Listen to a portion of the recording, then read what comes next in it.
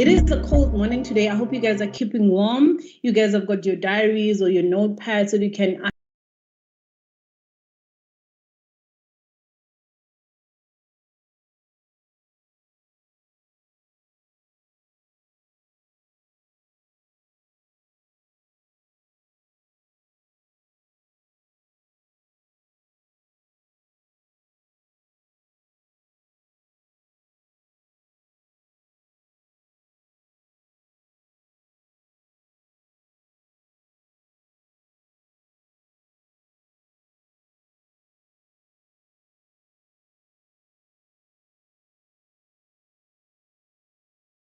excuse that. Let me just ask my technical team to assist with the background noise. When we opened it up for students, we thought of their learning purposes. But we realized that you can also use that to do. Miss Mary, can you kindly mute? Thank you very much. Dr. Pitani, are you with us? When we opened it up for students, we thought of their learning. All right. It doesn't look like Dr. Pitani is with us this morning. I am just going to ask one of our own as well, Miss Gloria, very much. Dr. Pitani, are you with us? When we opened it up for students, we thought of their learning. Gloria? All right. It doesn't look like Dr. Pitani is with us this morning. I am just going to ask one of our own as well, Miss Gloria, very much. I am not taking your hand for these students. Just give us a minute. Let me just find out from my technical team as well. All right. It doesn't look like Dr. Pitani is with us this morning.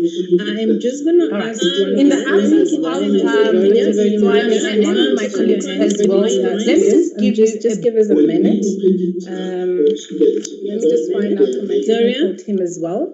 All right. It doesn't look like Dr. Pitani is with us this morning. I am just going to ask in the absence of and one of my colleagues as well. Let me just give us a minute. Let me just find out from my technical team as well.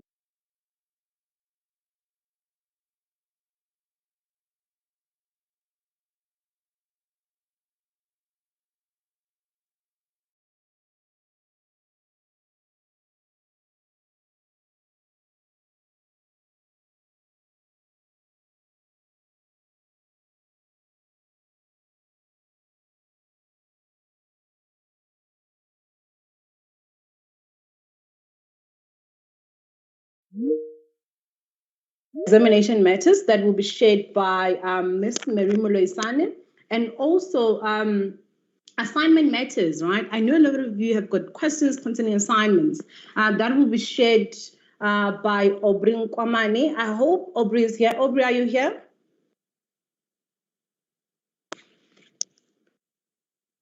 Aubrey?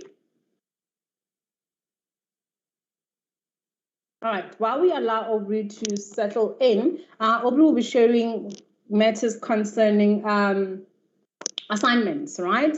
And also disciplinary matters. We know that sometimes your examination, you may not receive your marks. They would say that you have a disciplinary hearing, maybe you cheated during exams. That will be shared by Ms. Tulisile Mazibuko, all right? And also it's a packed day. Also the last speaker for the day will be Ms. Pilisiwa Maneli, who will be sharing on proctoring tools, the invigilation apps, all of that is involved, the IRIS, the Moodle app, and how to go about it. So this is a 2-day event. The second day involves something different, all right? So you will have an opportunity to ask questions, to engage with the speakers, because these are our colleagues in this field who will be assisting you, okay?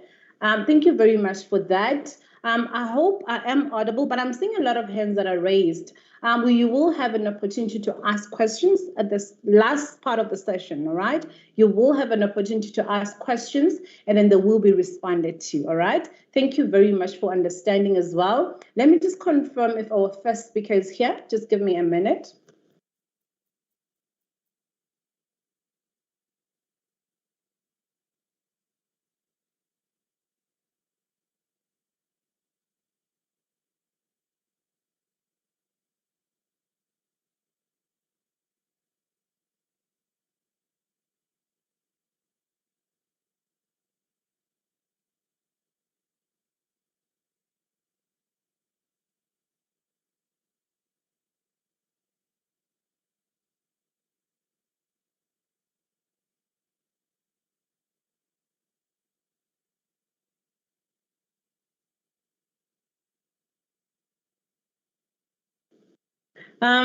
Aubrey, if you are here, Aubrey Nkwamani, if you are here, just raise your hand so that I can ask my colleagues to unmute you or make you a presenter. Then you'll be able to present. All right, I see your hand, sir. Let me just make you a presenter.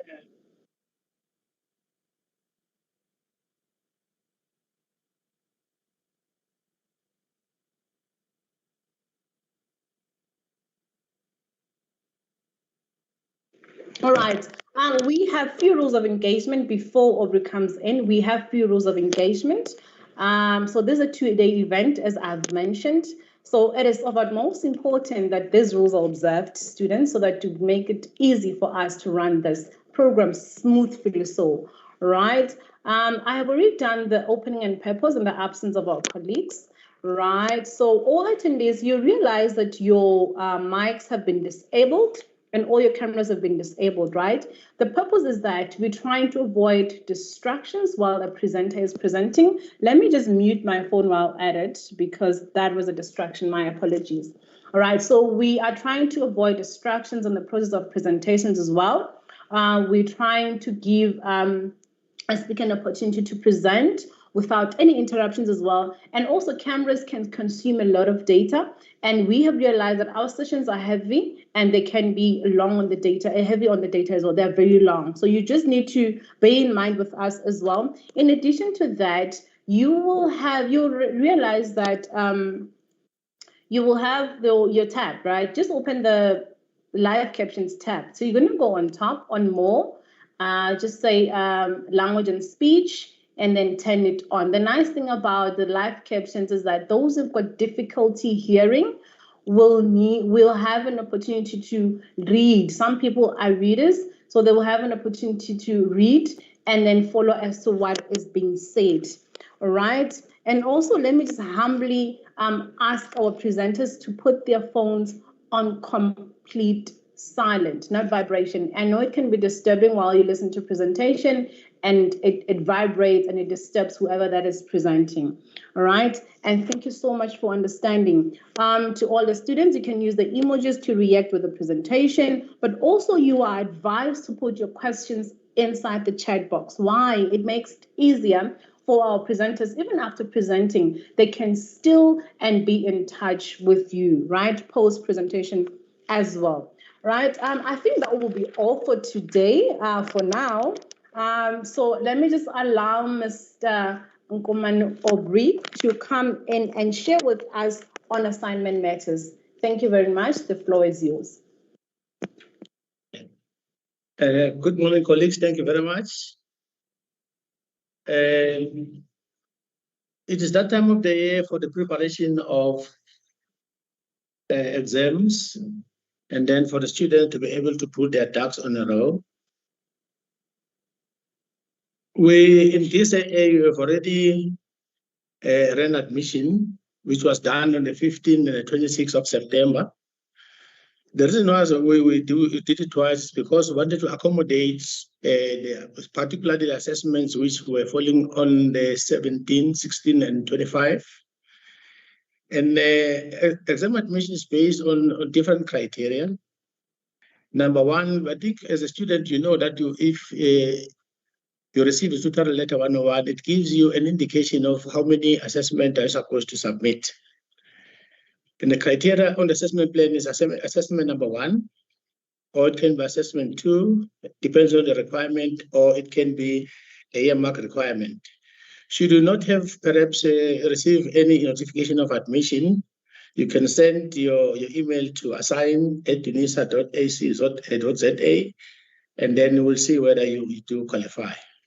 In terms of assignments, make sure that you receive your marked assignments and the marks are on my admin.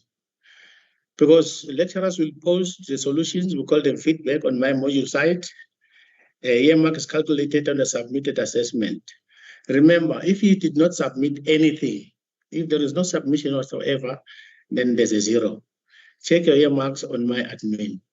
The reason why I just want to emphasize that, make sure that you receive your marked assignment. The marks are on my admin.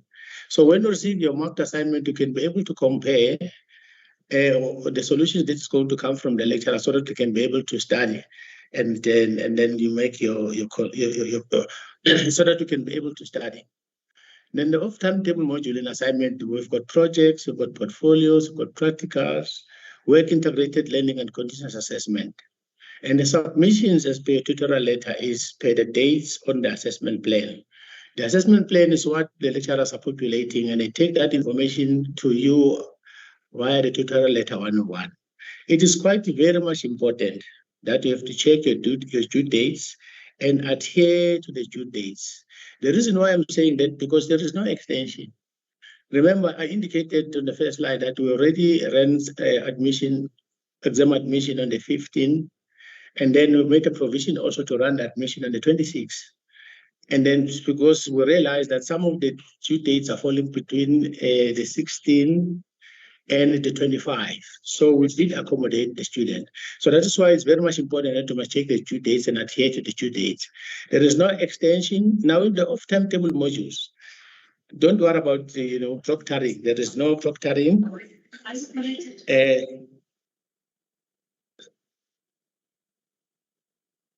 There's no proctoring. Some may require the use of Turnitin.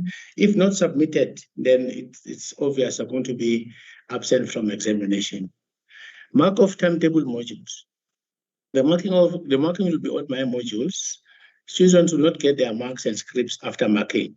So in most cases, what we have is after the student is already submitted, then you expect us to give you the marks. No, marks will be on my module, and the student, you are not going to get your marks and scripts after marking. The marks will be released with the results when all the results are released at the end of the year or end of the semester. Check your modules if you have a supplementary, but in the off-timetable modules, not all the modules have a supplementary. CA, the continuous assessment. Here, there is no summative assessment. There is no also formal examination. Here, mark becomes the final mark as the weights allocated. And the continuous assessment have got electives, and the system will choose the best mark as per the group. With the same weight, marks are released with all the other marks at the end of the year. I think that will summarize what we do. I want to say good luck to the students in the coming examination. Thank you very much. Thanks. Thank you so much, Mr. Aubrey. Thank you very much. That was brief and concise and very straight to the point. I'm seeing a lot of hands and a lot of thumbs up, clapping. I think it was straight to the point as well. But let me just take a few hands for you. I'm just going to give it 5 minutes because I might understand that you might be busy. But if you can stay with us for the duration of this session, it will be very nice. Isabel Max, your hand is up. Please ask your question.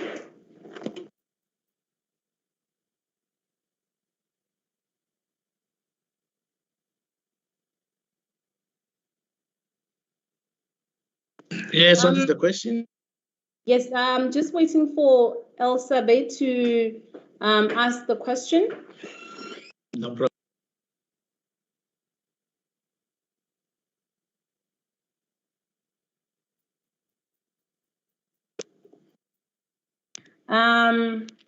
All right, let me just assume that Elsabe is struggling, but maybe they can post their question in the chat box.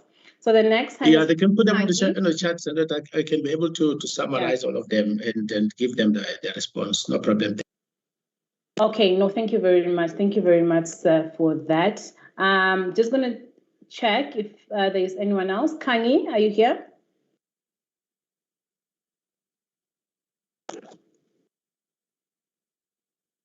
Okay, it does not look like it. Shaila Vermak.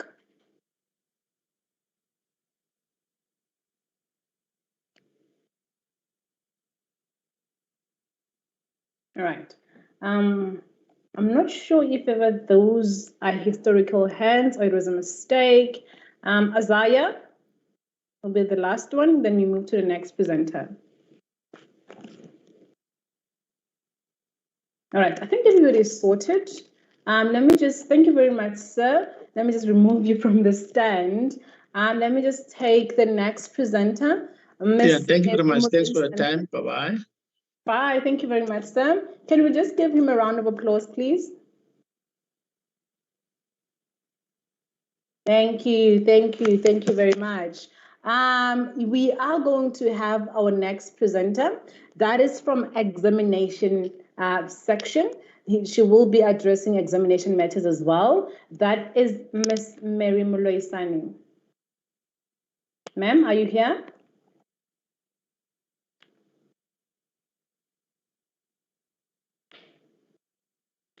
Okay, I think she's here. She might be struggling to share.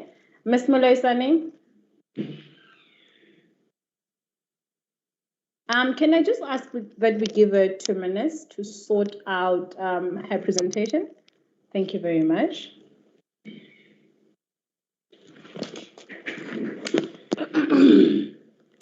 Tushamutwe.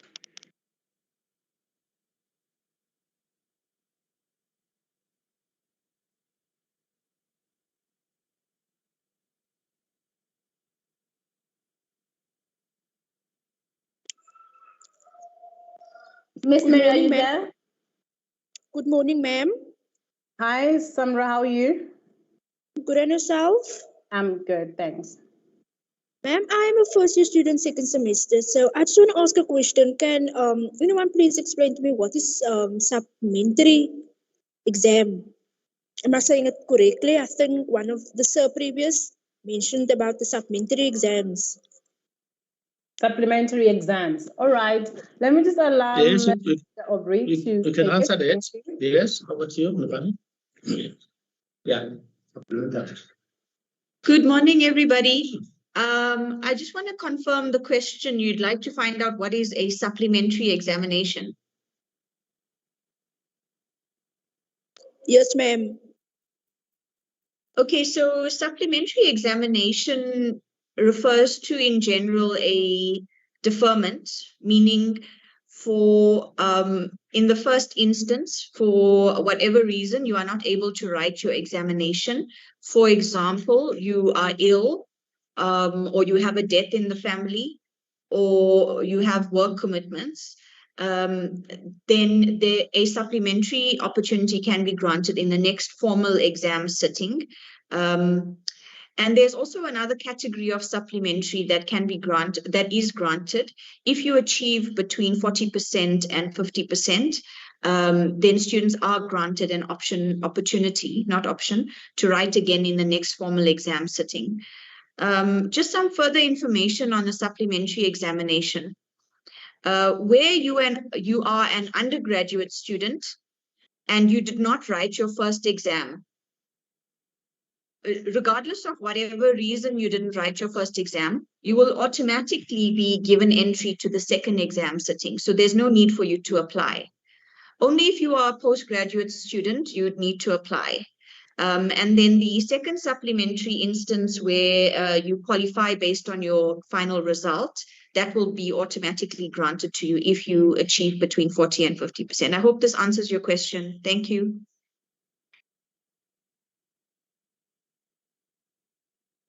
Thank you very much. I think Samra is answered. Thank you very much for the thumbs up as well.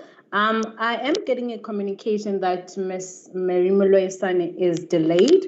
So can we have our next presenter preparing herself as well, Ms. Tulisile Mazibuko? And while she's doing that, maybe you can take the next hand.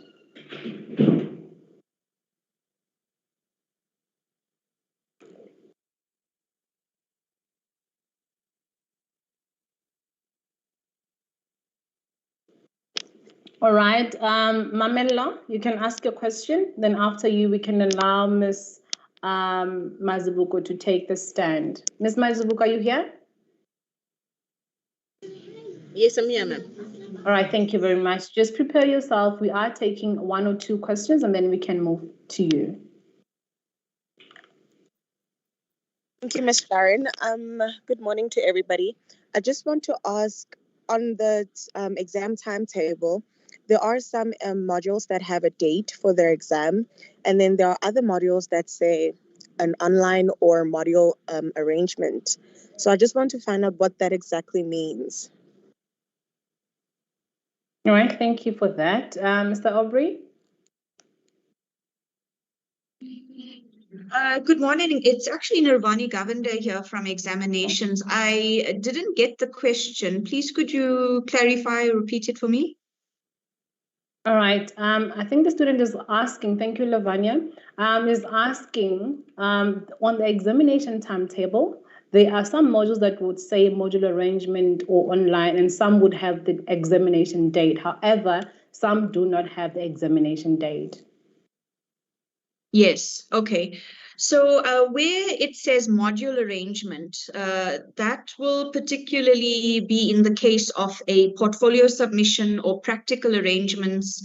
There's other categories such as WIL, which is work integrated learning, where your lecturer will inform you when you will be submitting your final submission. And the ones where there are schedule details, meaning there's a date and a time period, it means that you can only write your exam during that period, or you can only make your submission during that period. With module arrangements, you are given, I think, a couple of months or weeks, depending on the module, where you can submit. That information should be in your tutorial letter 101, and your lecturer would have communicated to you via my UNISA as well. I hope this is answering it fully. Thank you. All right, thank you so much, Lavanya. I think I must emphasize with students, please open your My Life emails. It's very important. And also consult your tutorial letter 101 as well. But however, thank you so much for that response. Can I just check if our next presenter is ready? Ms. Mazabuko, are you ready? Yes, I'm ready, ma'am. All right, the visual space is yours. Thank you.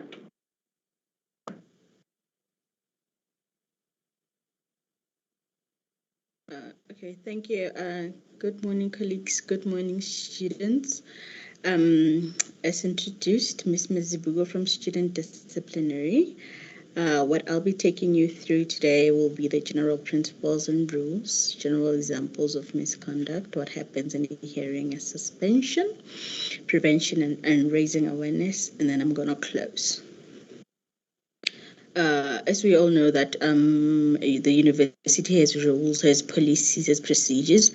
Ours we have a student disciplinary code of which you can access on our website. Now, what is this code aimed at? It's aimed at upholding the name and reputation of the UNISA, of the university, maintaining order, discipline, safety, and security at the university, ensuring the integrity of the academic process of the university, assuring the quality of the assessment of the university. Now, types of misconducts. I know most students, they're thinking that they're not going to find themselves in our office. Please adhere to whatever warnings that you were given, or the previous speakers, whatever it is that was advised to you, kindly adhere to those. If you don't, then that's when you're going to find yourself in our office. Now, the examples of misconduct are harassment, which it should include assault, discrimination, and threatening behavior, etc. Then there's sexual harassment. This is a form of unfair discrimination towards another student. Then there's plagiarism, as we all know that is under a lot of scrutiny. You can Google all types of plagiarism. Plagiarism, it's just not a standard thing. There are different types of plagiarism, in that you need to understand what plagiarism is. Now, there's misrepresentation, meaning that if you make false information or submit fraudulent documents to the university, you'll be sent to our office for discipline, examination irregularities. What we mean by that, we do know that the university has adopted proctoring tools in trying to safeguard the invigilation process, of which that is your Iris, it is your Invigilator app. So now, should you be found in possession of any extra notes of which they were not authorized in your possession, then you'll be sent in our office again. Ghostwriters or making use of external service providers. Guys, education is not hereditary. Okay, because your mother or your uncle has a doctorate or a master's, you can't inherit that. You have to work hard. Okay, as they did, you need to put in the hard work. You can't just hire someone to write for you. That's what we mean by ghostwriters. Hence, it is prohibited for students to actually ask or a friend or whatever to write for them. And even making use of external services. We know that these people are opportunity seekers, so do not fall under under such influences. So we warn against that. Now, fraudulent. This is it's the unlawful and unintentional making of a misrepresentation that causes actual prejudice. So do not. In all of these misconducts, there is more misconduct in our student disciplinary code, of which is currently being updated. Kindly familiarize yourself with the code.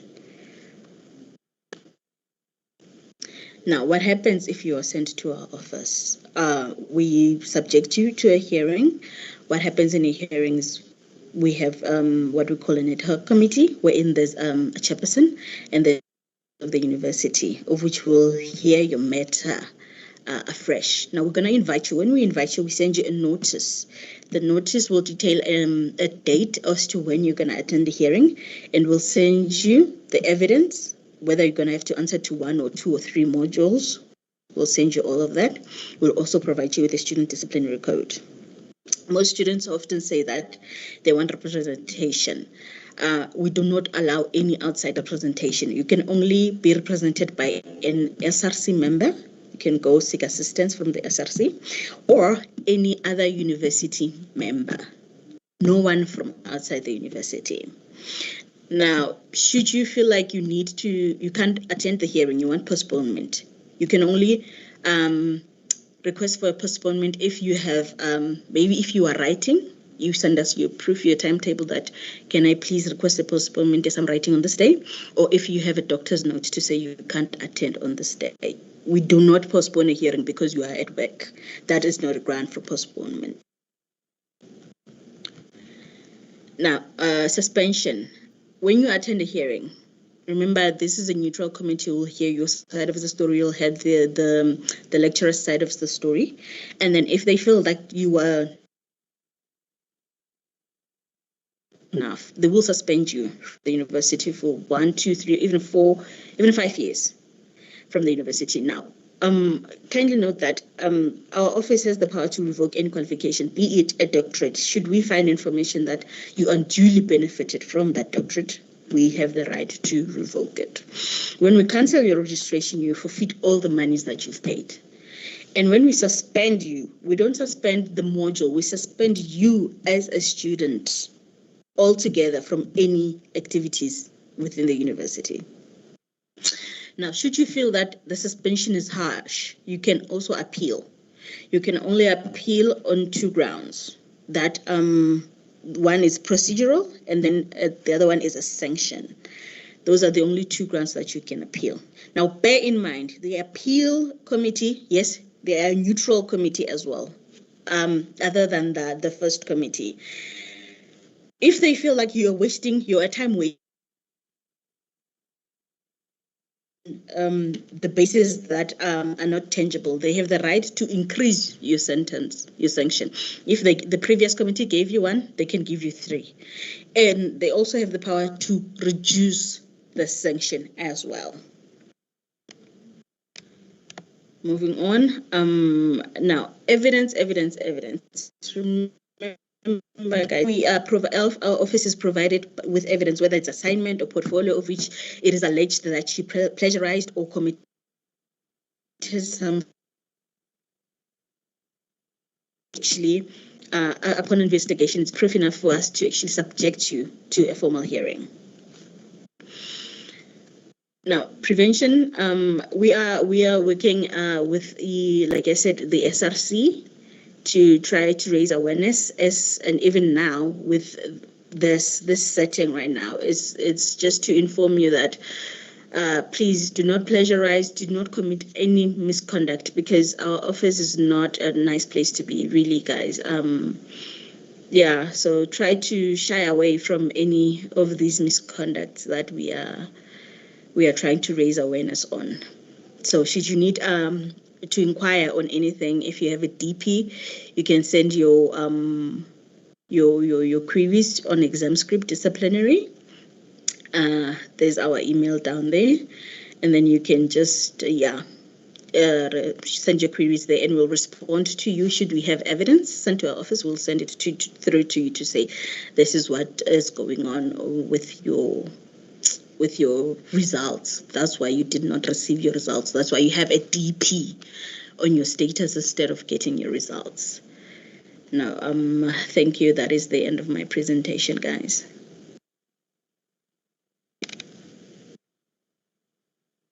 A round of applause, of course, for Ms. Thulisile. Thank you for coming through in such a short notice.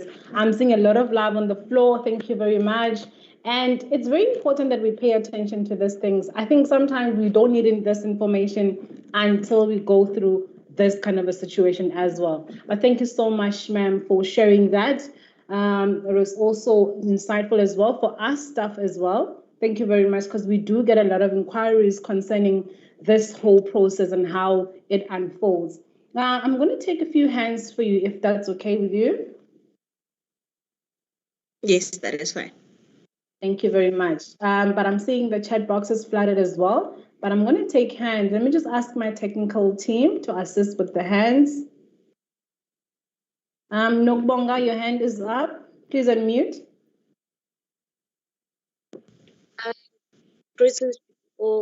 So my question is not based on what Ma'am Thulisile was presenting right now. So it is based on what Say Opri that was saying. Ne? So my question is, there is a certain assignment that I did not submit, and that was due to, at that time, my bursary did not pay. So now I'm wondering if is that going to affect, because I've been trying to write an email to my lecturer, but there is no luck or no response from him. So I don't know how is that going to affect me in terms of writing my exams, because the timetable says on the specific module that there's a module arrangement. So I don't understand if maybe I will be able to write. So if you can explain that to me, I'll be grateful. Okay, thank you. Let me just check if Lavanya is still available to take the questions. Lavanya? It's about, just appearing all the time thing. Good morning. I'm sorry, I missed the question. Okay. Which student was that? Yes, Nokbonga, can you just clarify your question? Thank you. Okay, so my question is, there's an assignment that I did not submit, and that was due to my bursary didn't pay me that time, and I had no laptop, no a cell phone. And when I got those laptop and cell phone, I couldn't write it because it was overdue. So I want to understand if I will be able to write my examination as I've missed the deadline of a certain assignment. Thank you. Okay, thanks, Nakabonga. I understand your question. So, meaning you haven't submitted any assignments, is that correct? It's So, only one assignment. It's only one assignment. Sorry. So for the module, there was a requirement of only one assignment, or was there only one assignment due to date? There was only one assignment that I did not submit. The others I did submit, ma'am. Okay, and did you receive an examination timetable granting you admission to write your exam? Yes, ma'am, I did. Okay, if you did receive your timetable and your module is scheduled on your timetable, it means you have been granted admission to the examination. Majority of undergraduate modules, the admission is based on the submission of at least one assignment. It doesn't apply to all modules, but generally it applies to majority of modules. So if you look at your tutorial letter 101, as well. And I must emphasize, like Sharon also said, it's very important. It has all the relevant information for you to actually be successful with your studies. So it will indicate to you what the admission criteria for your module is. And it should state that it is at least submission of at least one assignment. So if you submitted one and it is scheduled on your timetable, you can go and write your timetable. If you want to make an appeal, you can write an email to your lecturer to say that you had certain challenges during the submission period. Given that you have proof to substantiate your claim, then your lecturer can look at that. But if you can see the date and time on your timetable, it means you can go and write your exam. Okay? Okay, ma'am. Thank you very much. Thank you. No problem. Bryce, thank you so much, Lavanya, for that response as well. I'm going to take the next hand from Patrick. Patrick, please unmute.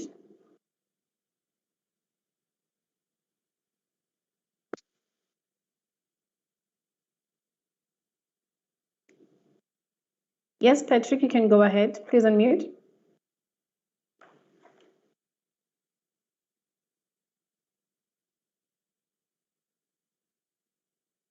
Okay, I'm going to move to the next hand. S. Malawu, please unmute.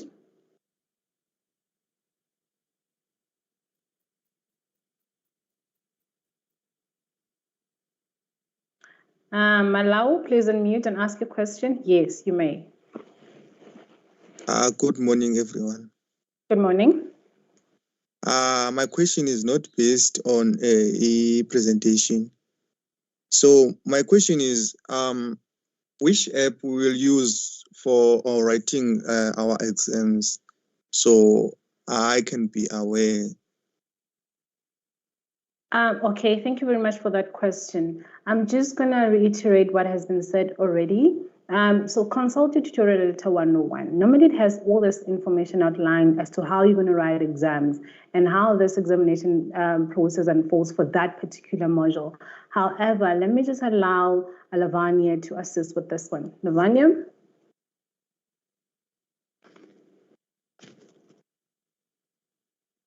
Thanks, Sharon. Yes, like you said, the information should be on tutorial letter 101, but I think if you go onto the module site, you should get information on your the type of proctoring tool that is used. Could you, Mr. Malawu, what qualification are you busy with? If I can identify the qualification or the college that you are under, I can advise you on the proctoring tool used. Oh, okay. My qualification is on high certificate of archive and management. So you're under the College of Economic and Management Sciences. Oh, it's Human Sciences. Yes, so you're going to be using Invigilator app to write your exam. Oh, okay. Thank you, ma'am. Okay. All right. Thank you, Lavanya. I'm going to take the last two hands, but before I do, let me just confirm if ever Ms. Pelisiwa is available and ready, then we can take the last two hands. Ms. Pelisiwa, are you here? Good morning. Yes, I am here. All right. Thank you very much. I'm just going to take the last two hands and we can give you the space. So the next hand is Bongani.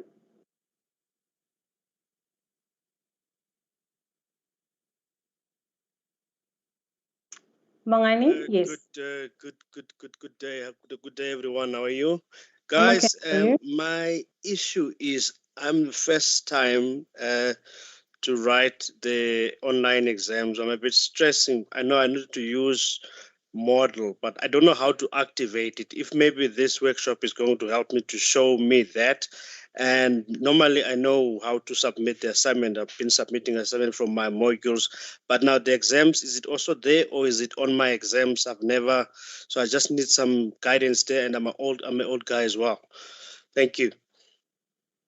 All right, thank you for that, Bongani, and the bravery to come forward. Yes, this workshop will cover that part, but not today. That will be covered tomorrow by Mr. Gaba, who will be doing the scanner apps and the other technical support that you guys might need. As I've mentioned, maybe you're not yet here. This is a 2 days workshop. So part 1 is today and part 2 is tomorrow. Tomorrow it covers different things. So we will share the program for tomorrow just before the end of the session. And maybe some of you guys' questions might be answered tomorrow. Is that okay? No, that's fine. I'll try to join tomorrow as well because I need that part. Then I'll Yeah. be fine. Yeah, then I'll be fine. Yeah. All right, thank you very much. No, we understand the frustration that comes with that, but that will be covered tomorrow. Thank you very much, sir. Cool, thanks. The next hand is Nathaniel. Nathaniel, you may unmute.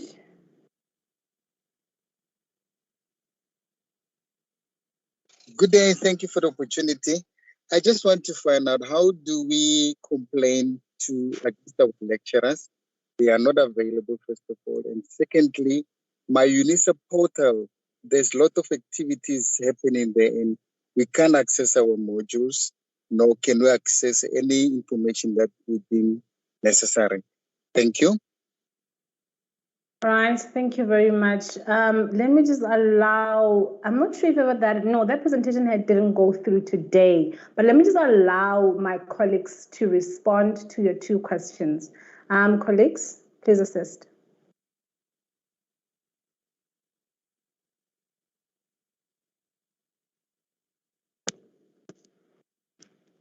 Okay, I'm going to throw it back to the team, the Aubrey team, that is Ravanya and Aubrey as well. So the student is asking in terms of how do they complain to their lecturers if they're not responding to their emails, and also secondly, there's a lot going on the My UNISA and Moodle app.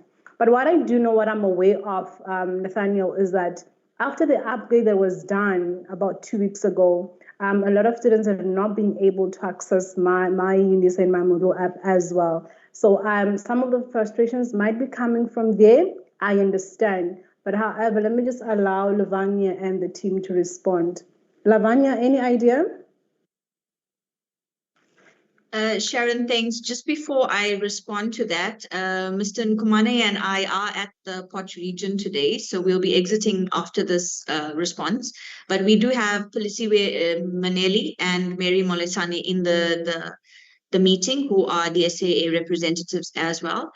With regards to the instability of the My Modules platform, we did have various issues affecting us relating to security. And our ICT team has been working on it, and they do work on it around the clock. So as soon as we are informed of any issue, errors, or unavailability of the system, it's immediately escalated and attended to. So we did have various issues, but we do want to assure our students that we are working on it.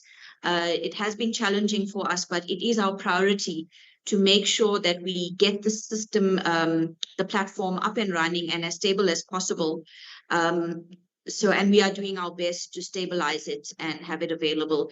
In terms of the unavailability of the submission platforms, there have been arrangements made for students who missed their cutoff dates. Cutoff dates had been extended so that all students were able to submit if they had missed. So we make those provisions as well where there is issues on our side. And we are doing our best to stabilize the system. Thanks, Sharon. Thank you so much, Lavanya.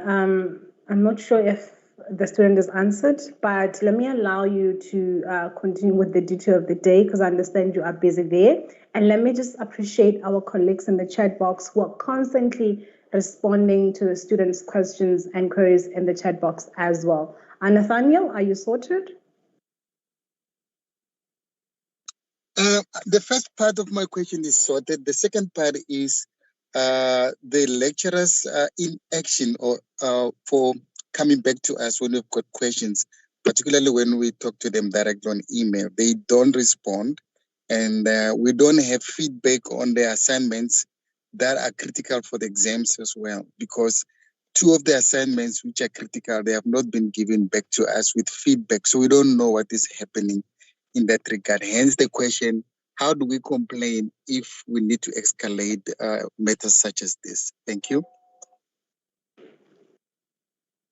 Thank you very much, Nathaniel. Let me just allow some of my colleagues as well an opportunity to respond to you. Let me go to Ms. Tulisile and Ms. Maneli.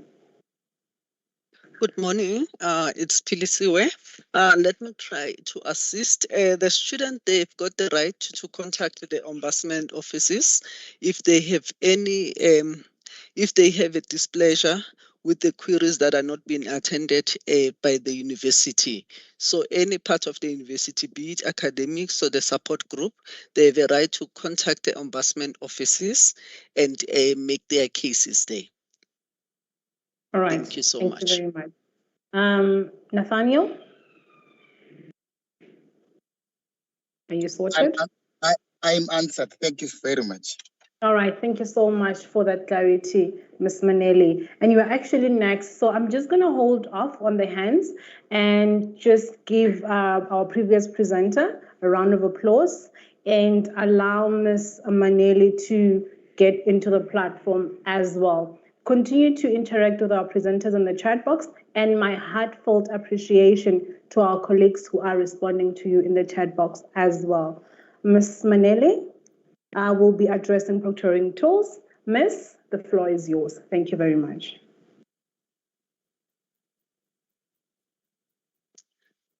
Good morning, colleagues, once again. And as I've been introduced, I'm Pilisiwe Maneli, and I'm going to be presenting on the proctoring tools. The proctoring tools that we have in the university, we've got 3 proctoring tools. It's the Invigilator app, Iris, Moodle Proctoring. And these apps, the university use these proctoring tools to ensure the academic integrity of the examinations of the students. And then, as I have said, that we've got 3. We've got Moodle, which is mainly used for multiple choice questions, which we also called the quiz questions or the MCQs.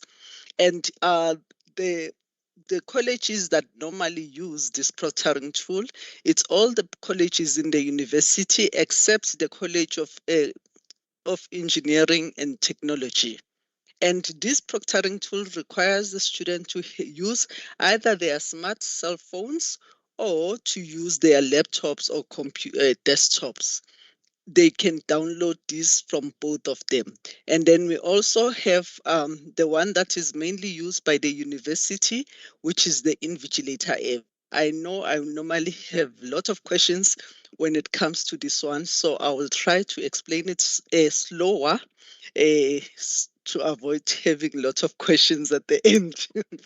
Okay, this Invigilator app, it requires the student to have it requires students to download it from their app stores, and it's downloaded the same way that they will download their WhatsApp or their Instagrams. I normally quote those ones because most of the people use them on their social media. So you go to your Apple store or your Google store, or you go to your Huawei gallery and you type there Invigilator app, and then you can download it from your computer, from your smartphone. Please note, the Invigilator app, it doesn't require you to download it from your laptop because some of the features don't normally work on your laptop.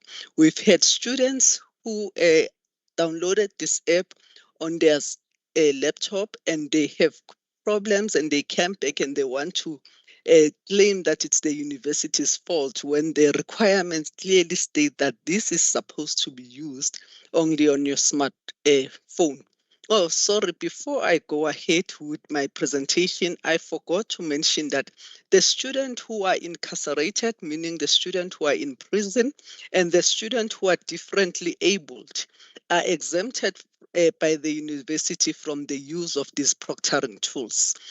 But however, those students still need to submit their applications to Exam Disabled at unisa.ac.za to make sure that they are exempted from the use of this proctoring app. And the students who are differently abled, the supporting documents that they're supposed to be sending for to the university, they're supposed to send the letter from their doctor stating the disability that they have, and then the student who are incarcerated or in prison are supposed to send the letter from the correctional service stating that they are in prison as a proof for their exemption. And we also urge the student to please familiarize themselves with the online exam rules, as these rules are very important. And if the student fail to use either of the proctoring tools that are currently on the screen, the university reserve the right to withhold their exam results, and the student will be given another opportunity to write in the exam period. However, if the student was already writing their supplementary, failure to utilize the proctoring tool, that will mean the student will have to go back and re-register for the same module.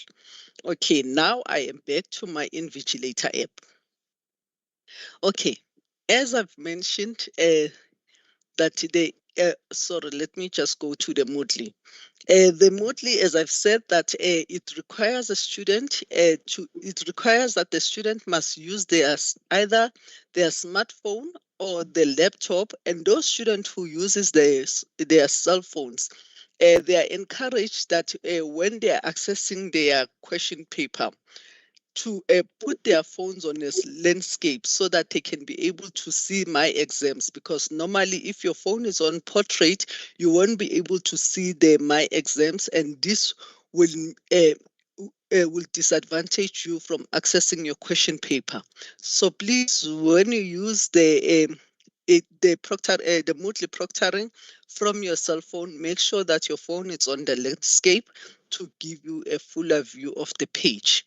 And if you're having any problem accessing the paper or any technical issues, you are welcome to contact our help desk at DSAA help desk, and our number is 011-471-2433, or our call center line on 0800-1870.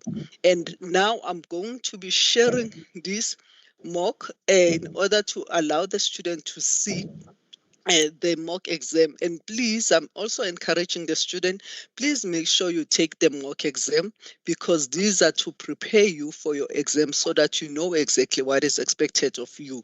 Examination on its own is very strenuous, so when you eliminate extra stress, it will allow you to write your exam in a relaxed mode.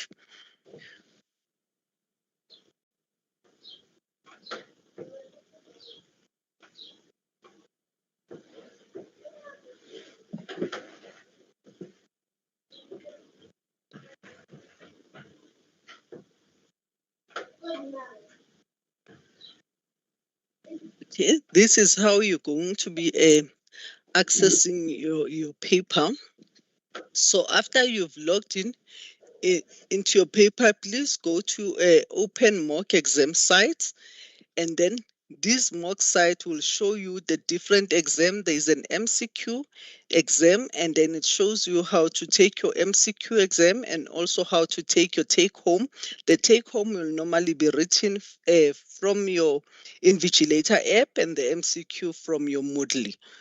Please make sure that you go through these steps so that you familiarize yourself.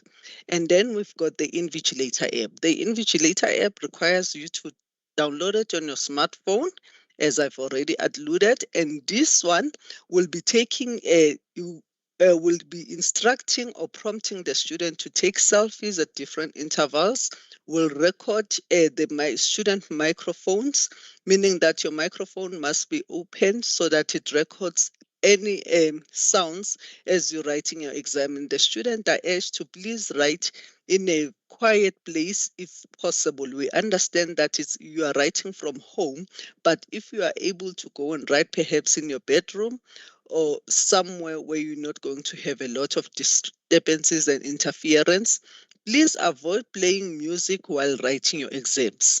And the student will also be instructed to take their ID, the picture of their ID as they are writing the exam, and they will be prompted again on different intervals to take the page of a photo of the page that they will be writing, and also at the end of the exam to upload the answer script. That will now be sent as a proof that you have been invigilated.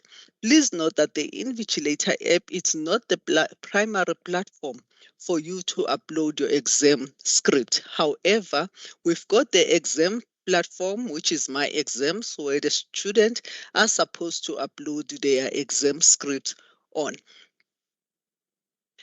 And then we also want to student, there was a question that was asked earlier on how do you know which examination, where you're going to be writing your examination. We've got this page, the official exam proctoring tools. For example, the student who will be writing, let's say Math 1501, when you type the module code here, already it shows you the module code and what type of an assessment you're going to be writing and which proctoring tool is it going to be using. So please make sure that you go to this site and check where you're going to be writing your exam. And we also have, for example, let me say IOP 1501. Okay, when it says it's a module requirement, that means it's a portfolio, so you're not going to be writing an exam on it. And let me check for the COM. Yes, and then we've got the communication 1501. This one is MCQ quiz. That means it's going. The students are going to be taking this one, being invigilated or proctored by the Moodle proctoring.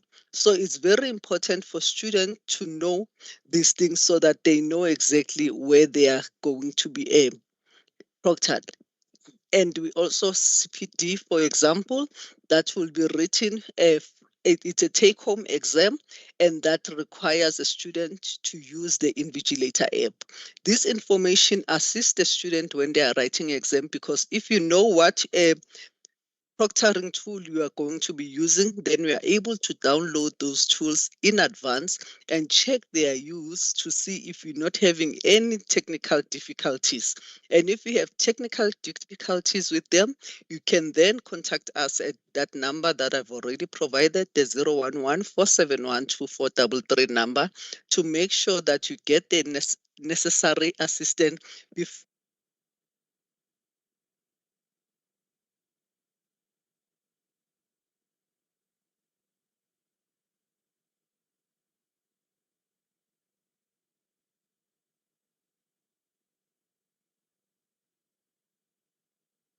Miss Manelli, we lost you there. Are you still there? We lost her now, yeah. Yeah, I think we lost Am I her. still on the platform? We lost you a few moments ago. You're back Okay, now. I'm not. You're back now. Okay, all right. Okay, I was saying that the students are going to receive the QR code from their lecturers 24 hours before the exam date. And when the student receive this QR code, they are not to scan it, but they are to scan the QR code 15 minutes on the day of the exam prior to the commencement of the exam.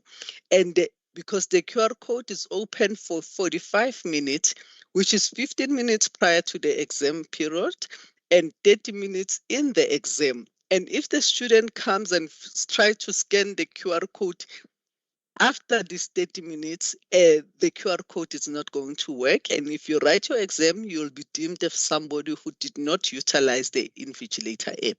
So please make sure that you scan your QR code in time. And once you have scanned the QR code, do not go off your exam.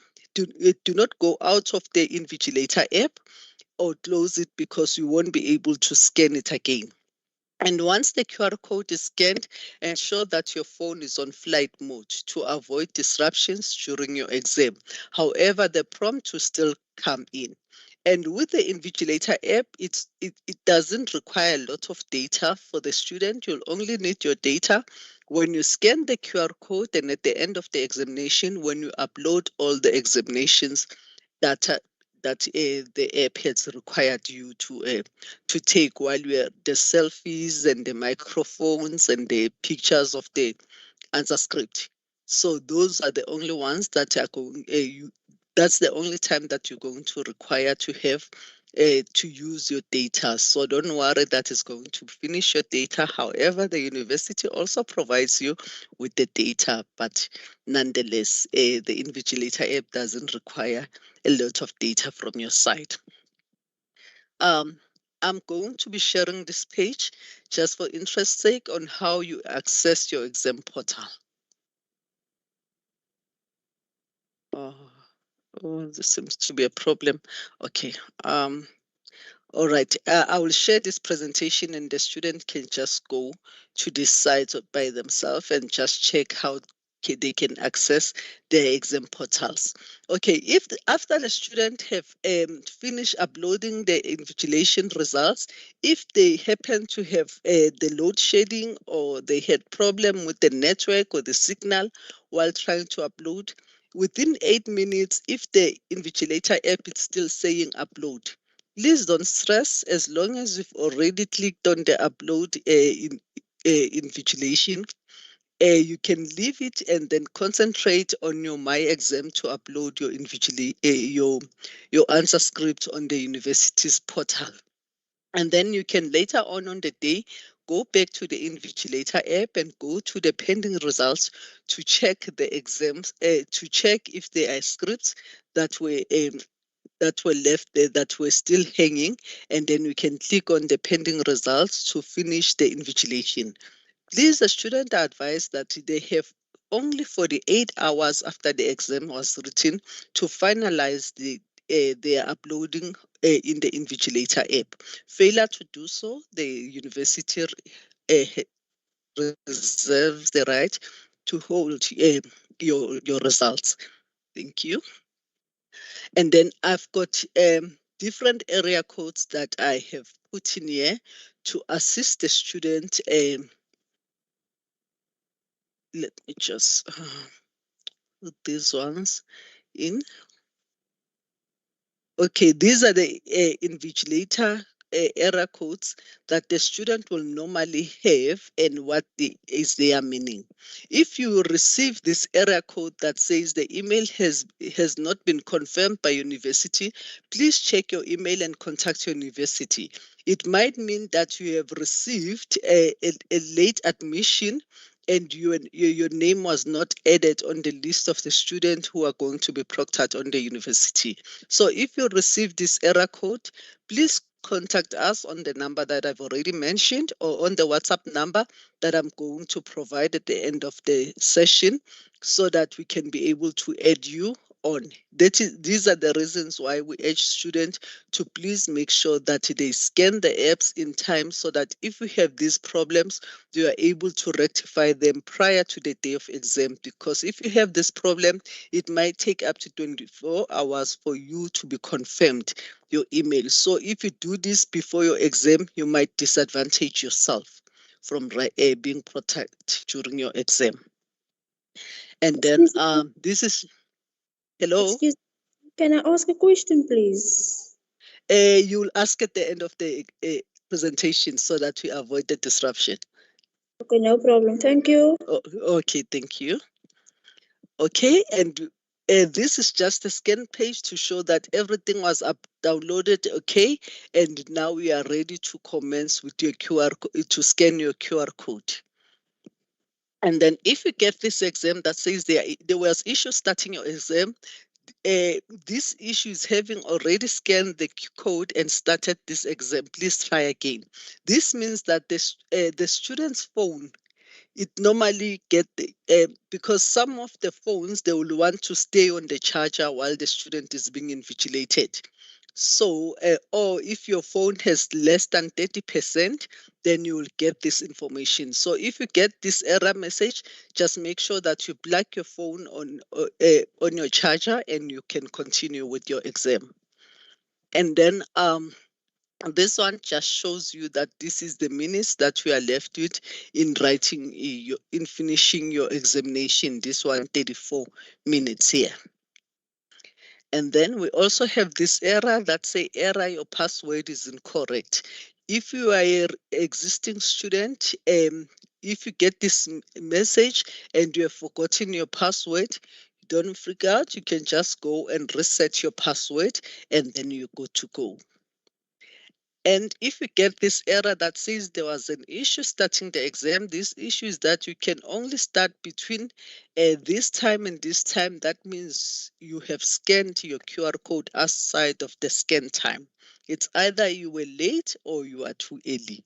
It will depend on the date when you scan. So if you scan it later on the day of exam, then you'll get this message. But if you scan it perhaps a day before your exam commences, then you'll get this message again, meaning that you scanned it too early. And we also, this is not an area code, but however, this shows that these were this modules that were invigilated by the app, and if you get this ref number, it means that your upload was successfully gone through and we've received them as the university. If you get this PDF viewer error code, that means your PDF viewer is it's an old or it's not compatible, so you'll need to upgrade or get a newer version of the PDF viewer. And then depending, as I've said, that the university, when you were unable to send through or finalize your invigilation results, then you can just continue submitting on my exam portal, and then a day after you'll receive a message. If you still didn't finalize it, you'll receive a message on my exam email address to say that there is still a module that is outstanding that needs to be uploaded. Then you can always go back and finalize that that upload. All right. Right. I know it's a lot of information. I hope that you are able to take in. All right. And then we also have the IRIS app. The IRIS app is used mainly by the College of Engineering and Science and Technology. And this app only utilizes the laptop or the desktop, and it requires a student to have a webcam on it. The students are advised to upload or download this app from their Google Chrome or Microsoft Edge or their a Mac. However, if you using we actually advise a student to use Google Chrome because it actually works much better with Google Chrome than with all the other apps. And this is how to install the IRIS app.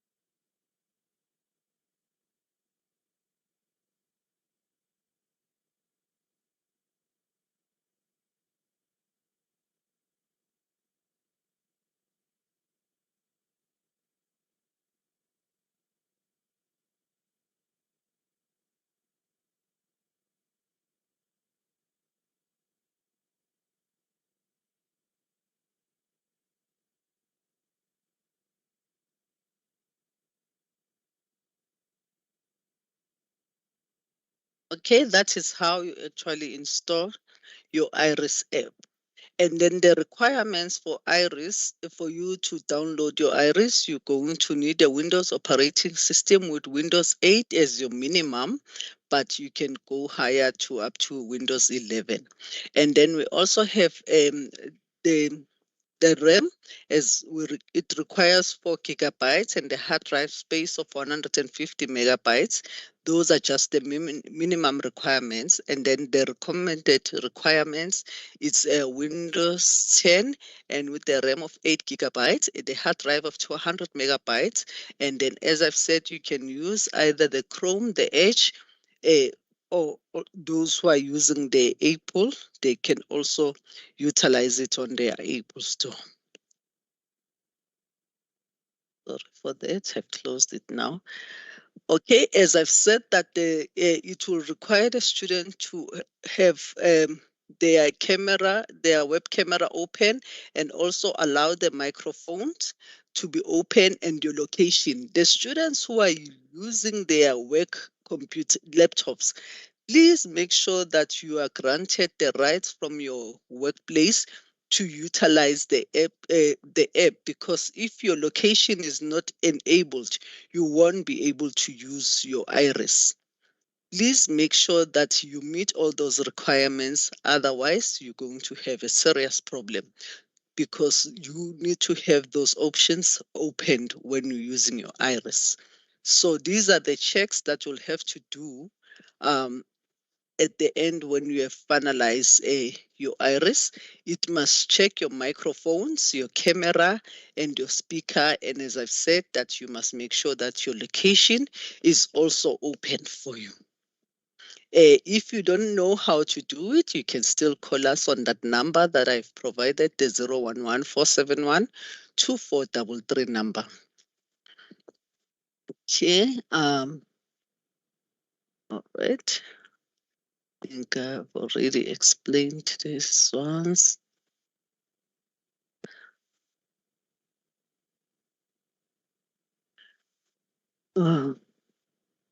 Okay, there are also different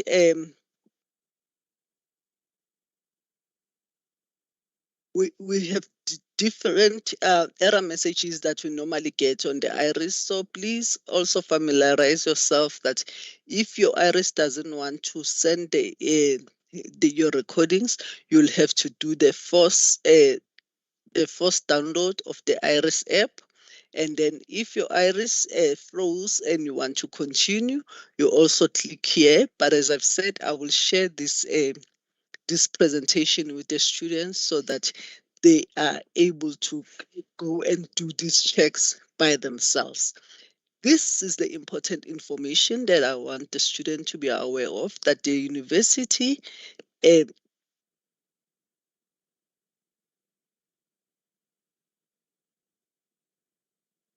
Seems as we've lost you again now. Oh, yeah, you've we lost lost me. you again. Yes, now you're back. Thank you. I'm back. Okay, sorry for that. Okay, I was saying that the queries that are beyond UNISA's control is the students' personal network problems or service provider issues. The university has no control over that. The load shedding, we know we're all experiencing load shedding as a country, and as a university, we don't have control over load shedding. If you know you're writing an exam, please check your schedule, your load shedding schedule, and make necessary arrangement for yourself. Either go to the malls or wherever where you can be able to write uninterrupted, and you know that also the government have got hubs where you can also go and write in there, and also the university have different hubs. Please go to university's page and check the different hubs where you can go and write your exam there uninterrupted. But please note that if you opt to go to university's hub and you get problems there, it is not the university's fault, because at the end of the day, it's a student's responsibility to ensure that they're writing the exam. And if your computer crashes, it's outside of our control. If your camera is malfunctioning, it's not the university's problem. And if you're using your work computer and it blocks you access from submitting, or it has a firewall challenges that blocks you from submitting your question paper, your answer script after you've written, it is also not university's problem. if you are using an unlicensed software and it expires during your exam, it's not university's problem. As you know that as a student of UNISA, you have access to the license of 365 Microsoft. So if you use something else outside of those, please note it is not the university's problem. So these are the different support page that the student can use. This is for the IRIS app. If you are using the IRIS, you can go and check them here. And but for any other query, for the student who are going to be using the Invigilator app on the day of exam, if you have any problem whatsoever, please contact the help desk on 011-471-2433 or contact the WhatsApp number. Please do not contact your lecturer, because the reason why we say contact the WhatsApp number and send in the proof of your screenshot to show the error message that you are receiving, so that if the technical team is unable to help you with the technical issue you are currently experiencing, you can then be exempted from the Invigilator app. But if you send your query to your lecturer, you might not get the exemption, and you will be deemed as a student who didn't use the proctoring tool. So please note, if you have any technical issues during the day of exam, send a screenshot to this WhatsApp number 073-505-8273 or email at proctoringinquiries@unisa.ac.za. Thank you so much, student.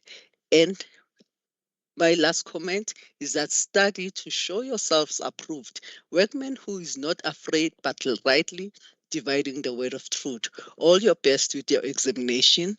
Thank you so much. Wow, thank you very much. Ms. Maneli, thank you very much. You have said a handful. That was a presentation that actually informs another part of examination that is also crucial. Thank you very much for that information. Although it was a lot, but I think students learned from it. And I think what's going to help as well is that we're going to share the recording with the students. Then they can go through it at their own time as well. Thank you very much, ma'am. I'm sure we've got a lot of questions. I'm just going to take 3-4 hands, then the rest you can post it in the chat box, and then it will be attended to. But to also emphasize that it's very, very important to go through the mock examination. It helps you assess yourself as to are you ready and what are the challenges that you might face. And also to add to that, we at the VAR office, we've got designated areas for students to write exam, because we understand that sometimes it may be a hassle to find space at home where you can write your exam without any disturbances. I know at the VAL Center we have a room for that where students can write their exams. Maybe they should inquire also the nearest UNISA campus if ever they have that such of a space. But this is just a provision for us, the site. I don't know if it's any case in other campuses as well. I'm just going to take a hand from Makala, guest. Please unmute. Makala, guest, please unmute. Okay, next hand is from Daxon Shivambu. Please unmute. Okay. I'm seeing a lot of hands, but students are not responding. So I'm just gonna prepare Miss Mary. I'm just gonna try and take a few hands again, and then Miss Mary will join us, who's our last presenter. She was supposed to join us earlier. However, she had a delay. Can we have Dlamini? Okay, Dlamini, please unmute and ask your question.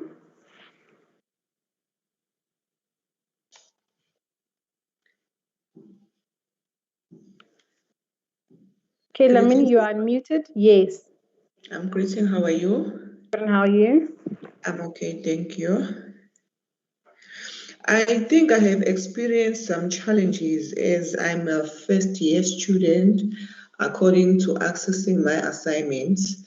For an example, there was one assignment about, let me check it quickly. or I did this assignment. It's assignment 6/67450. I did on the platform of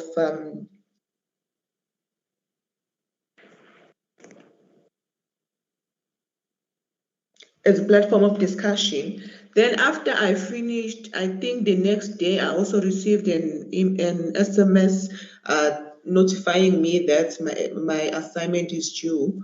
So I just wanted clarification on that one.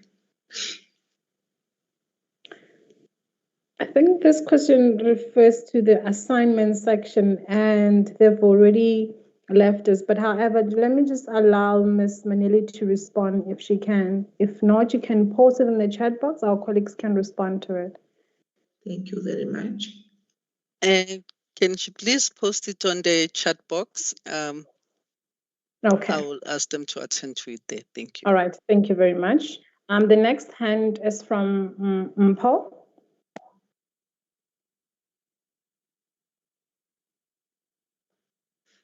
I would like to ask regarding the tutorial letter and also my module arrangement or my examination timetable. On my tutorial letter, it's written that I don't have exam for specific modules. Instead, it's portfolio exams. But now, when I checked my examination timetable, it's written that module arrangement that the previous lady was talking about. So I wanted to understand, what does that clearly mean? All right. Thank you for that question. Ms. Manili. All right. Thank you for that. If the student received the module and it says module arrangement, that means the student are supposed to submit a portfolio. However, they must check with the lecturer, because with every module requirement, the lecturer will communicate with the student which type of exam that is required, be it continuous assessment or a portfolio, or the student are supposed to just do a practical assignment on it. So please make sure that you inquire from your lecturer when you get the arrangement module, which arrangement is the lecturer giving you. Thank you. Okay, ma'am. So it's possible that it's written in my tutorial letter that I'm not writing examinations for certain modules, but I get an examination timetable that states that I have to write an examination for a certain module. Yes, it is possible to get that. Hence, I say, please just clarify it with your lecturer, because you might just need to just submit on that day of the exam, not that you have to write the exam itself. So you'll have to inquire from your lecturer. Thank you. All right. Thank you very much for the questions and answers as well. I'm going to take the last and then we move to the last speaker. Jane Nkensani, please ask your question.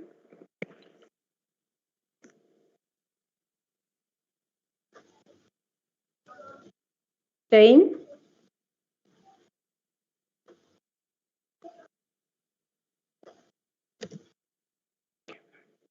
All right, let me just move to the next one. Mohammed Lut, please unmute and ask your question.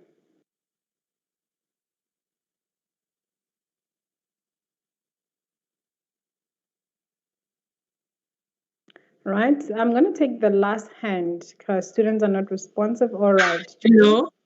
Yes, we can hear you. Hello, it's Jane speaking. No, I've been sorted. I've been sorted. I just wanted to ask about the Moodle proctoring. The lady just answered my question. Thank you. All right, that's great. Thank you very much. Would love to hear that. Can Adri unmute?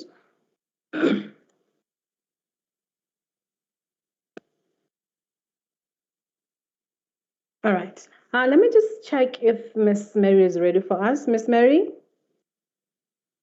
Good morning. I'm ready. All right. Thank you very much. Let me just allow Ms. Manili to exit the platform. Can we just give Ms. Manili a round of applause, please? And thank you very much, ma'am, for joining us this morning. Thank you, Program Director. But before I exit the platform, can I just request permission for that student who wanted to ask while I was presenting. I'm not sure if it was already answered during my presentation. If you still had something to, if it was answered or you still wants to ask the question. Thank you. Through your permission. Right. No, that is not a problem. I'm just going to quickly unmute everyone and then the student can ask the question, but I'm going to have to disable the mics as it might cause distractions. All right. She can go ahead. Good day, ma'am. Hi. So I wanted to know regarding the mock exams. In my UNISA, they launched the mock exams. So I was trying to do the one with the invigilator app, and then it showed me that there was an error. I didn't try to contact the university, but then they told me that I need to still be uploaded, and it was now taking me almost 2 weeks, and yet I can't still access the invigilator app. Can you perhaps tell me who I can contact? Okay, did you try it yesterday? Because I know they were still sorting the licensing issue, but from yesterday, the licensing issue was resolved, so the students are able to register now on the Invigilator app. But if you're still having difficulties, please just send me an email on Proctoring, and then I will answer you there. Okay. And then I have another question, ma'am. Regarding the model and the iris app, is it both of them are required to have webcam on? Because I'm a bit unsure regarding the two. Yes, they all require webcam because not all of them, just the iris and the Moodle proctoring, because as you're writing the exam, they'll be taking pictures, the other one will be recording you. With the iris, it records the student as they're writing their examinations of any movements that they are doing. And with the webcam, with the Moodle, it just takes the pictures of the student while they are writing the exam. But both of them do require the webcam to be Okay, so enabled. in the event where I access my examination, and then do I need to have it on my cell phone and on my laptop? If I No, you allow can it. just have it on one device. It's fine. Okay, thank you so much. Okay, you're welcome. Thank you, Program Director. We may continue with Ms. Mloisane. All right, thank you so much, Ms. Manili, for that. I actually almost forgot about that student, but thank you very much for reminding me. I'm just going to disable all mics for the attendees for the duration of Ms. Mary Mulesane's presentation, and I'll allow you to ask the questions afterwards. Ms. Mulesane, the visual space is yours, ma'am, and thank you for joining us. Thank you, Program Director, and allow me to project my presentation. And please indicate as you are able to see my presentation. Yes, we are. Thank you, ma'am. Let me start by apologizing for being late. We are currently in Polokwane, also on a service delivery drive. So we're still busy with the student and face-to-face. So allow me to quote Eric Butterworth when he said that don't go through life, but grow through life. So that being said, I want to reiterate and emphasize that, as an institution, we are accessible to influence the success of our students. Hence, we are conducting this kind of training. And our students, they need to adapt to the new dawn because many students are saying that, with this online, it's not working. So, but I want to emphasize that, we need to adapt ourselves to this. As they have introduced me, my name is Mary Muloisane from Exam Department. I will be taking you through the exam processes. And my colleagues already from this division, as it comprises of 3 divisions, they've already outlined their presentation. My presentation, it is in this way. I'm going to take you through the pre-exam phase, which is the planning phase. It's important, and I don't want also to emphasize what Memaneli just said, that, you need to show yourself approved. But you also, to add on what she said, you need to be intentionally in your studies. So you need to plan, and planning of examination starts when you register. You need to ensure that you have the gadgets that are compatible to take your exam, and be mindful also of the contact detail that are on the registration point.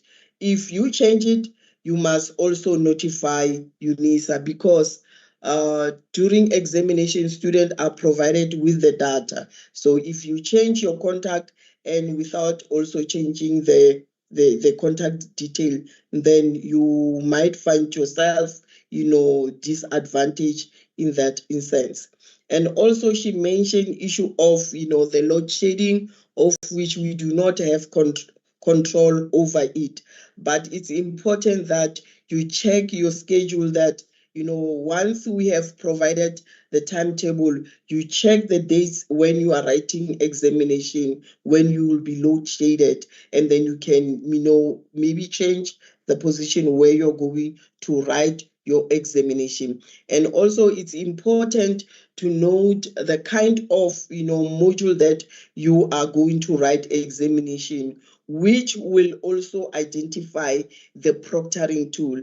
And I see that on the chart, they are repeating a question that, on the timetable, it doesn't indicate the date. Know that the kind of module that you are writing, if it's a practical, then you know that there won't be any date. And if it's a, continuous, also, you won't have a date. If it's a portfolio also, there won't be a date. The dates are communicated on my admin platform. So my UNISA, it's important as a student to contact my UNISA. Important information are shared from that point. And within the exam phase, Memaneli also provided the contact detail.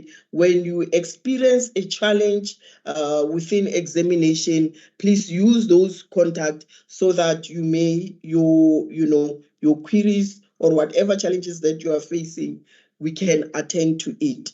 And we have the post-exam phase. After examination has been written, and what next?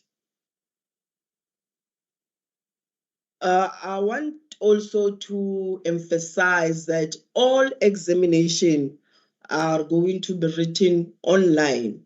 And I want to clarify the misconception that some of the examination will be written on the venue based, especially with the CTAs student. What's going to happen there is that students are going to write examination online, but in a secure environment. So meaning that the students are going to, bring along their gadgets, and everything is going to be written and submitted online. So it's a blended mode. So UNISA is conducting their assessment online. Students with the special needs, they need to apply and annually.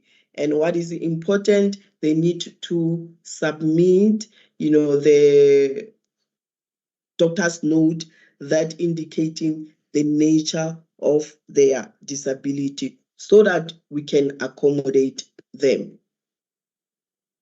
We grant 15 minutes to download the question paper. And after examination has been written, student will be granted 30 minutes for the upload. And usually what the student, or the mistake that the student are doing, is that the 30 minutes that are provided, student will still use it for writing. And when they're supposed now to submit, everyone is on the platform to submit. So if examination is 3 hours, the 3 hours is allocated for writing. So, but with the extra 30 minutes, the 30 minutes is allocated for loading the assessment. For authenticity and credibility of our examination, students need to sign the pledge to confirm that indeed is their true, is their examination. And UNISA does not tolerate any academic, dishonesty. Do not do this, colleagues. We understand that there are ghost writers and everything. We have a way of, seeing that you are engaging in something that you're not supposed to do. And we do not accept any submission done on email. All our examination will be submitted on the communicated platform. And Mema Nelly already has taken us through, the type of proctoring that we are using as an institution. It's an IRIS Invigilator app and in the Moodle platform. So it's up to you as a student to know the type of the module that you are writing. After we have released the results, it's important for students to query their results within 3 months of the date of release. And for this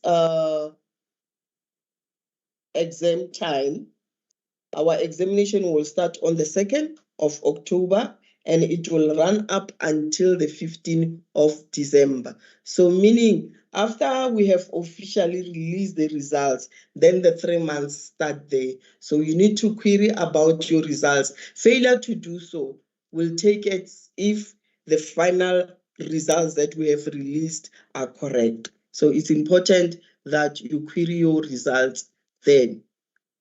And for the undergrad module, there is no need for students to apply for an AgroTED because the module you will be granted, if it's for the first instant, you will be granted auto supplementary. And also it could depend on the type of the module that you are writing. If it is a continuous portfolio practical, you know that the module is not eligible for auto supplementary. So meaning that if you fail to submit, you need to register. But if the module is eligible for supplementary, there is no need for you to apply for an AgroTED if it was for the first attempt. If it's a second attempt, unfortunately, you have to re-register. And if it's a postgrad module, the Rule 18 under the student rule, it will kick in. And this is a step as to how you apply in the case that you fail to sit for an examination. Take note that there is no third opportunity. Student is granted only 2 opportunities for a module. It is your prerogative as a student to request the post-exam processes. And with the remark, you should note the criteria. If you get less than what is being stipulated, unfortunately, you cannot apply for a remark. And students who apply for the remark and also simultaneously they have been granted a supplementary, you need to prepare for your supplementary. And we are saying as an institution that the timeline for releasing the results is 8 weeks. But now because we could depend on the external moderator for fairness, so sometimes it will delay. So we are saying that if indeed the module that you have applied for the remark and you were granted a supplementary, prepare for the supplementary examination. And if by then you pass the remark, you know that you are going to be credited. Students can still purchase their material. But in purchasing their material, you will be only, due to POPI Act, you will be only provided with your material. Take note that we cannot provide the memorandum for that examination. You can use your script after you have purchased it. You can use it for the reviewing purpose. But in reviewing purpose, you need to make an appointment with your primary lecturer. Students who are left with 1 or 2 modules and also qualify as a criteria stipulated on FI policy, they will be granted this, and you do not need to apply for this concession. It's either you qualify or you don't qualify. And lastly, students should know that should you opt for the FI concession, let's say maybe student, you were granted an FI concession, and again, the module is eligible for the supplementary. It is up to you as a student whether you choose to go and write a supplementary or you opt for the FI. If you opt for an FI, your mark is kept up until 50. You cannot give above 50 if you pass the module. These are important contact details for examination. So student with special needs, here it's an important email address where you need to communicate with us. Also for the remark, this is an important email address. For the request of purchase, these are important. For all other general exam related queries, please use exams@unisa.ac.za. Let me take this opportunity to pause and thank you, colleagues. I will take the question also on the chat. Thank you so much. Over to you, Chairperson. All right, thank you so much for that presentation, and thank you for making time despite the challenges you had this morning. You managed to give us your time again and present to our students this valuable information.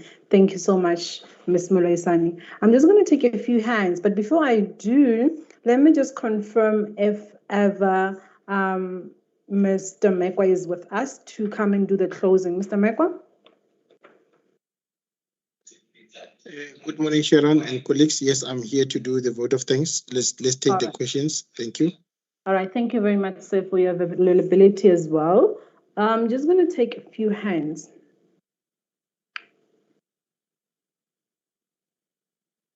All right, there's a hand from Bongani.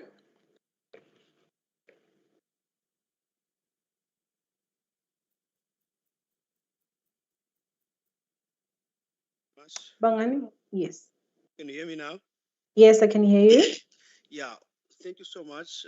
It's a lot of information to actually process, but it's very good because at least it enlightens us and prepare us. Yep. So what I want to know is, because I saw on my exam timetable, it says one modules I'm writing on the 6th, but it says from 8 to 4. I mean, I don't think it, and also this is also a multiple choice question module. I don't think I'll be writing 8 hours. Does that mean that I must be within that particular time? I need to be finished, or I don't know how it works. Well, like I said, it's my first time, so I just need clarity on that. And just want also to make sure the QR code, because I was actually kicked off for some time and I've been battling to rejoin.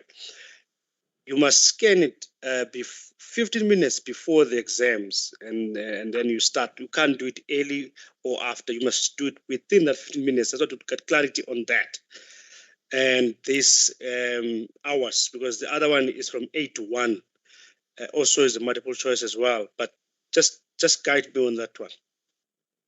All right, thank you so much for that. Let me just throw it to the floor, Miss Mulaisani. Thank you Okay, for I'll this take question. that one. Oh, sorry. Okay, Manili. Sorry for that, Rosemary. No, I thought because it was about the QR code, I thought I would take it. Sorry for that. Okay, take the QR code and I will clarify the quiz one, the MCQ one.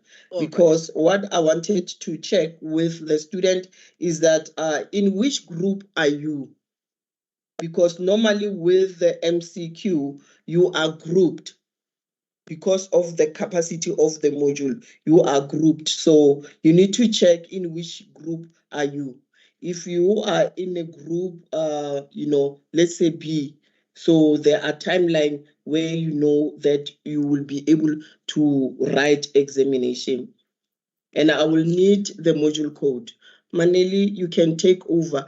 Or colleagues, through you, program director, I will take all the answers on the chart and I will leave Memaneli with you so that I attend the face-to-face student. Thank you. Okay, not a problem. Thank you so much. Thank you for that, Rosemary. Okay, about the QR code. Yes, as I indicated that the QR code is open for 45 minutes, which is 15 minutes prior to the commencement of the examination and 30 minutes in the exam. For example, if your exam is starting at 8 o'clock in the morning, the QR code is going to be open at 7:45, and that QR code will remain open up until 8:30. And after 8:30, if you try to scan the QR code, you'll get that error message that I've shown you to say that you have scanned outside of the scan time. I'm not sure if I've answered you correctly.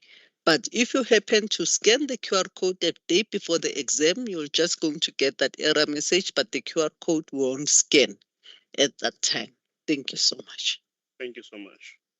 All right, thank you very much for that response and clarity as well. My apologies for the confusion, colleagues, but I'm actually excited of the eagerness that you guys show in assisting our students. I'm just going to take the next hand. Derek Nell. Derek Nell. Hear me? Yes. Hi, okay. So I just wanted to know, with our first semester, when we were writing the exam, the QR code that we were provided with was not the correct one. So they only managed to provide us with the correct QR code about 45 minutes past 8 when we were supposed to start writing. So if this happens again now in the second semester, if we need to write again, will we then still be allowed to write for the full 3 hours after we've scanned the QR, let's say 45 minutes past 8? Because it wasn't our fault that the QR code that was provided was the wrong one. Thank you for that question. If the lecturer makes a mistake of putting in a wrong QR code, the students are not going to be penalized for that. What we simply do, we just disregard the QR code. But we also urge the lecturers to make sure that they use the recent QR code that we send to them, that they send those ones to the student and don't assume that it's the same QR code for one module. Thank you. Okay, so we can start writing for the full 3 hours and thereafter upload the exam as per normal. Yes. Thank you. All right, thank you for that. Before I take the next hand, I'm just going to ask my colleagues to post the polls. So polls are like evaluations for us. You rate this workshop, the information you received, and also to comment if ever you want additional information to be added on this kind of examination workshops. However, remember that this is a 2-day event. So I've shared the tomorrow poster. The tomorrow's program on the chat box. I've posted in the chat box. So just have a look at it and see who's coming tomorrow. Colleagues, please post the poll questions so that students can respond to them as we continue with the Q&A. So we have a hand from Scott, Lee Scott. Please unmute. Good afternoon. Afternoon. I would just like to ask, with regards to Iris, I noticed it said that you can't use a headset, but since last year, I've used the microphone on my headset for Iris, and I haven't had any problems. Is this something new, or will I still be able to use my headset's microphone? Okay, thank you for that question. If you've used it before and there was no issue with us receiving the sound from your recordings, then it's okay. You can continue using them. Okay, thank you very much. Pleasure, sir. Thank you for that. We are going to take the next hand. It's Boitumelo. Yeah, Boitumelo, please unmute.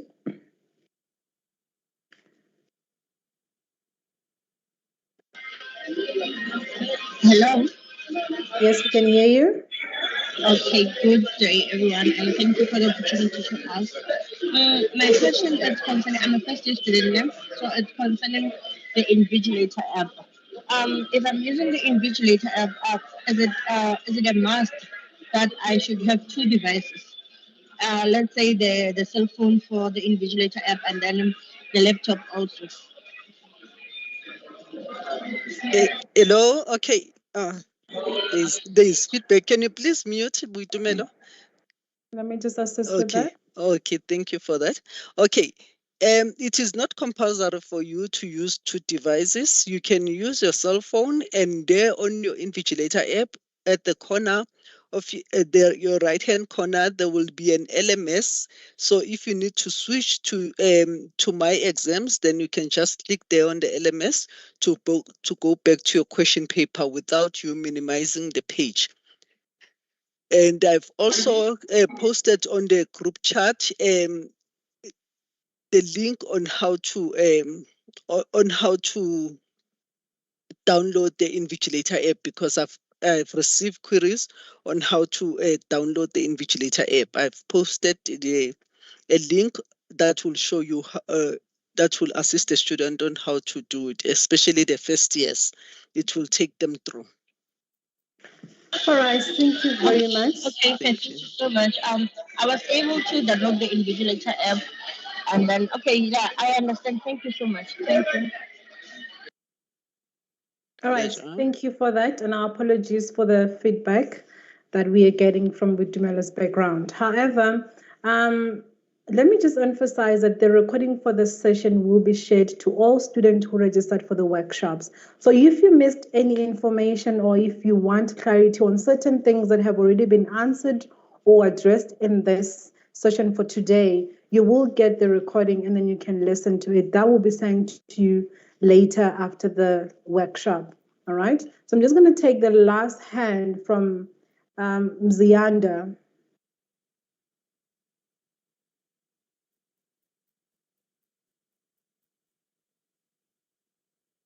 Mzianda, please unmute.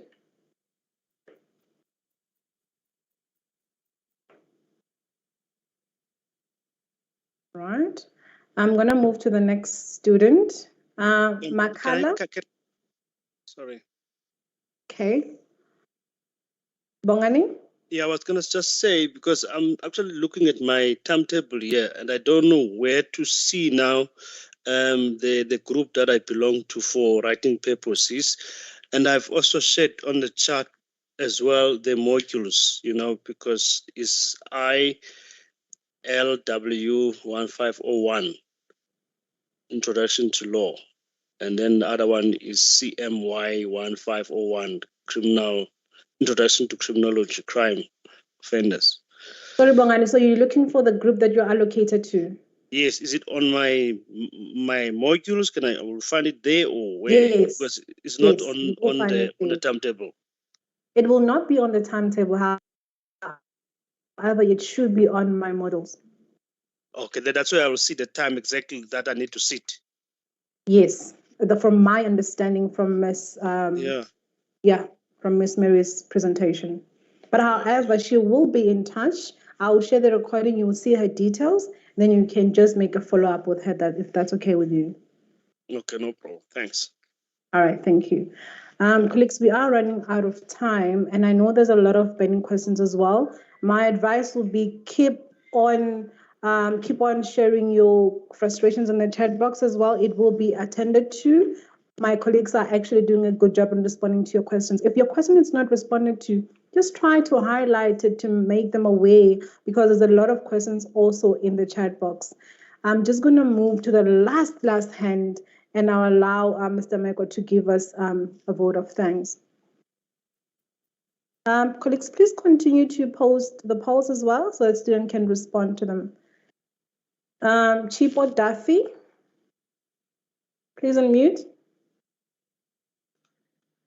Thank you for this opportunity.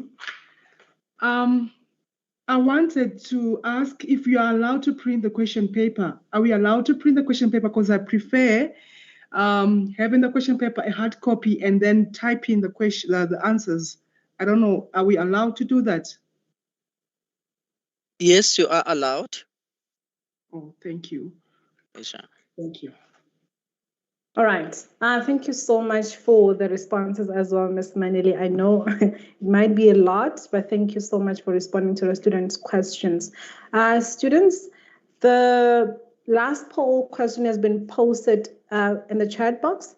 So it reads, how do you prefer to attend these workshops? Those helps us prepare in time based on your recommendations and your experiences as well. Please respond to them. However, I cannot take more hands as we are out of time. I'm just going to allow Mr. Mekwa to take the stand and give us a vote of thanks. Mr. Mekwa? Thank you so much, Sharon, and thank you so much to all the colleagues in attendance, our esteemed speakers, our students, our colleagues in the background in the technical area, making sure that this presentation is happening and then that it reaches all the students equally so. We, as Student Council in Gauteng region, would like to send our appreciation to all of you. We say we thank you because we rely on your feedback to improve our services and to be the best we can be. The session that we had now, it was mainly to do exam preparations because we understand that most of you are new students. Some of you are transferring from other universities to come and study with UNISA, and then it might be different for you. So we just want to extend our gratitude for your attendance, your patience, your understanding when we had technical challenges and some speakers could not come in and we had to swap around the program. We really apologize for that. It was not deliberate or intentional, but we just want to say thank you to our speakers because you made it. We had different speakers from the start when Dr. Pizwani, our manager, welcomed everyone into the session. We also had Ms. Mathanyandeni, who was talking about the assignments, submissions, challenges, and what not to do and what to do. We had Ms. Mary Muloisani, who also came in for the exam matters, your online and invigilator apps and challenges and also opportunities that you can use, the do's and the don'ts. We had the colleagues from disciplinary section of the university that colleagues, please be aware and careful and take this very serious that you should not get assistance writing your exams. You should not use material that is not allowed during your exams. There were different exam platforms that have been explained to you. There are portfolios, there are MCQs, multiple choice questions, there are different assessment modes, there are projects, and there's also written assignments. So make sure that you follow the instructions and do what is required of you. Ms. Maneli, thank you so much for the proctoring tools, and thank you for opening the opportunities, the issues of the QR codes and all these things that are related to exams. We really appreciate ever so much. Thank you to my colleagues in the background, Ms. Sharon Tebele facilitating the program for us today, making sure that the program runs so smoothly without any hiccups. We apologize to those who could not join in, who are struggling to post their questions verbally. We also consider and will also respond to your questions on the chat. We make sure that all your questions have been answered. And then we also humbly requesting that you be patient with us, that will also be, those who have attended the session, you can also access the, what we call the recording of the session. that you can go over it again. And if you attended today, you don't need to attend tomorrow because this session is going for 2 days. So we are asking that please make sure that you do evaluations, you give us your honest feedback. We do accept criticism, fairly so, and at least your criticism should be constructive. We are humbly asking that don't just be negative, but we can also bring suggestions of what we can do to improve or what you expect in the future. And then our esteemed students, in closing, I just want to say we wish you all the best in your upcoming exams. Do your best because it's not the end. If you don't do well, don't kill yourself. Don't get depressed. We have counselors available to assist you in all our 5 centers in the Gauteng region, including our head office in Sunnyside, Eskiam Patlele. We have counselors there who are willing to assist you. So we are asking that you make use of our services in Florida, in Sunnyside, in Ekurhuleni, in the Vaal, in Johannesburg. We have counselors available there who are willing to assist and listen. And please don't suffer in silence. We understand that you go through a lot. There's depression, there's anxiety, there's loss of loved ones, there's challenges that you go through. Please do reach out to us and use our services. We are available on different platforms. My colleagues will also share our contacts as counselors in different offices that you can reach us. It doesn't matter what issue you're going through. Please do reach out to us and talk to us because we are looking forward to be of assistance to you. I just want to say all the best. I don't believe in luck because I know that you have studied, you prepared yourself. And even if you don't feel 100% ready to write the exam, please go ahead and write. Don't miss the exam. And then failure does not define you. They normally say failure is first attempt in learning. So make sure that you use that opportunity. And you might not get 100%, but at least put an effort in what you do. Thank you so much and have a blessed weekend. Thank you. Thank you, Program Director. Thank you so much, Mr. Mekwa. Thank you very much for actually showing appreciation to our students. Let me just re-emphasize that there is an evaluation link. You only fill in the evaluation if you cannot access the polls because the questions are very similar. And also, tomorrow's program has been posted in the chat box. So we have how to answer exam questions by Dr. Welcome Kubeka.